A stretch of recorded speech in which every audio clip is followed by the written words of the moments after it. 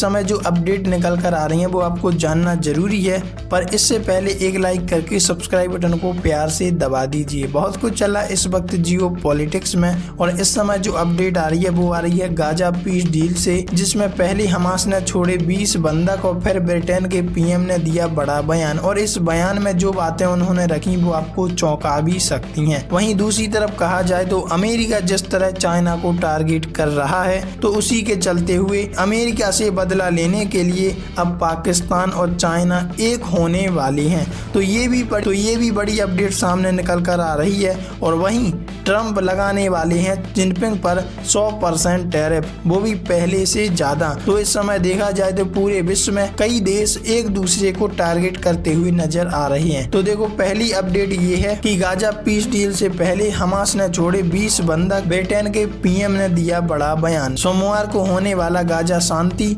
शिखर सम्मेलन पहले इजराइल ने जानकारी दी कि 13 जीवित बंधकों को हमास ने रेड क्रॉस पर इजरायली अधिकारियों को सौंप दिए। इससे पहले 7 बंधकों को हमास ने रिहा किया था। मिस्र में सोमवार को गाजा शांति शिखर सम्मेलन पहली बैठक होगी। अमेरिकी राष्ट्रपति ट्रंप और मिस्र के अब्देल फतेह अल सीसी इसकी अध्यक्षता करेंगे। इस बैठक में 20 से ज्यादा देशों के प्रतिनिधि शामिल होंगे। राष्ट्रपति ट्रंप के शांति समझौते के तहत पहले चरण में 7 बंधकों की रिहाई हो गई है। इस बीच ब्रिटेन के प्रधानमंत्री कीर स्टारमर का बयान सामने आया है। सोशल मीडिया प्लेटफॉर्म एक्स के माध्यम से ब्रिटिश पीएम ने कहा कि आज मध्य पूर्व में युद्ध समाप्त करने का पहला और महत्वपूर्ण चरण है। पूरे क्षेत्र में स्थायी शांति और सुरक्षित भविष्य सुनिश्चित करना होगा। अब हमें पूरे क्षेत्र में स्थायी शांति और सुरक्षित भविष्य सुनिश्चित करना होगा।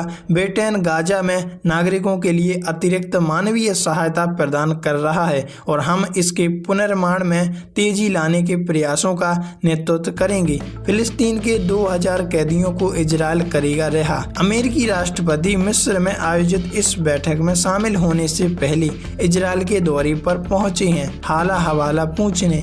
इजरायली पीएम बेंजामिन नेतन्याहू ने अमेरिकी राष्ट्रपति का स्वागत भी किया। हालांकि अमेरिकी राष्ट्रपति का ये दौरा 4 घंटे का है। दूसरी तरफ बंधकों की रिहाई मामले में ताजा अपडेट यह है कि पहले फेज में 7 इजरायली बंधकों को हमास ने रेड क्रॉस पर इजराइल के अधिकारियों को सौंपा। वहीं इजराइल वॉर रूम के एक्स अकाउंट पर जानकारी दी गई कि बाकी के 13 जीवित बंधकों को भी हमास ने रेड क्रॉस पर इजरायली अधिकारियों को सौंप दिया। ट्रंप के सीज फायर प्लान के तहत फिलिस्तीन के लगभग 2000 कैदियों को इजराइल की ओर से रिहा किया जाना है। रिहा हुए बंधकों के परिवार इतने खुश हैं कि मानो ये लग रहा है कि कई सालों से मिल रहे हैं अपने परिवार से और जिंदगी वापस लौट आई है।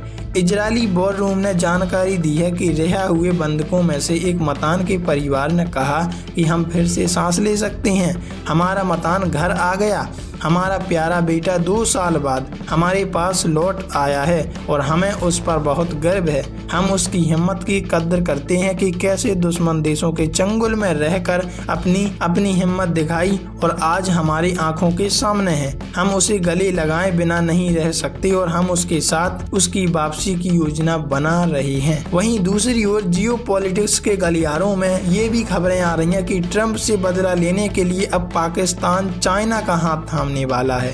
हम समर्थन करते हैं कि भारत में जिगरी दोस्त अजरबैजान की ये बात सुनकर शहबाज और जिनपिंग को लगेगी मिर्ची। अब ये कैसी मिर्ची लगेगी और इससे पाकिस्तान को कैसे फायदा होगा और ट्रंप कैसे इससे बदला लेंगे, जानते हैं। देखो, अजरबैजान इस साल CICA की अध्यक्षता कर रहा है। पहले काफी समय तक चीन के पास इसकी अध्यक्षता थी। चीन ने अध्यक्ष होने के नाते विशेष अधिकार के जरिए भारत में CICA फोरम आयोजित किए जाने का समर्थन किया था। पाकिस्तान के करीबी दोस्त अजरबैजान ने भारत के समर्थन में ऐसी बात कही जिससे चीन, पाकिस्तान और तुर्की तीनों को बड़ा झटका लगेगा।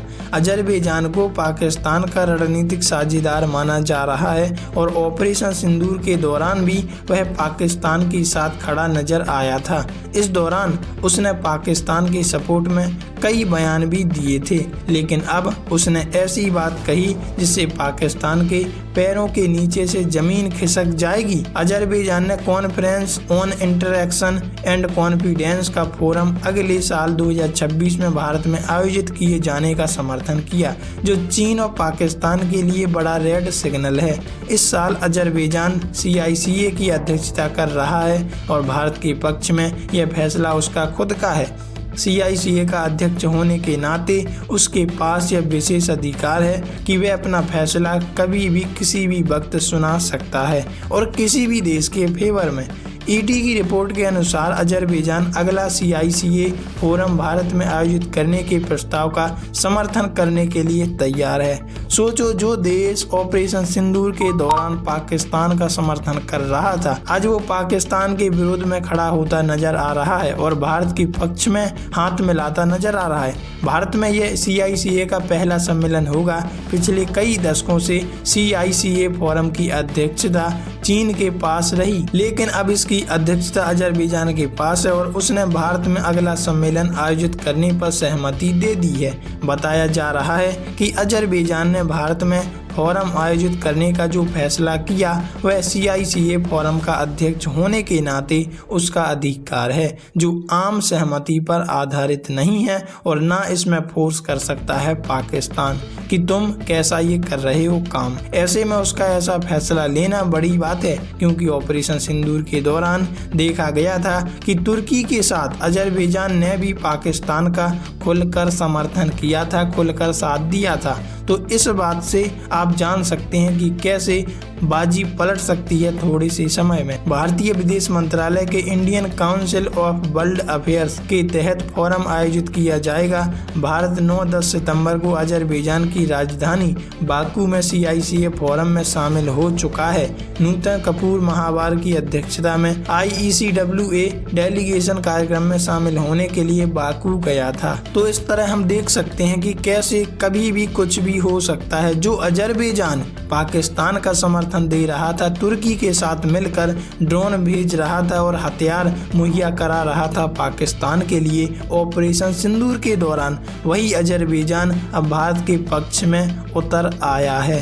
तो कहा जाए तो अगर पाकिस्तान अमेरिका के खिलाफ जाता है तो उसकी नस दाबने के लिए उसके पास कई सोर्स हैं जो पाकिस्तान की नस दबा सकते, और अमेरिका के लिए ये चुटकियों का खेल है। वो जब चाहे तब पाकिस्तान की नस दबा सकता है। वहीं चाइना के खिलाफ में अगर पाकिस्तान बयान दे भी देता है तो आने वाले समय में पाकिस्तान के खिलाफ चाइना ऐसा कदम उठाएगा कि आने वाले सालों में पाकिस्तान को झटका ही झटका लगेगा।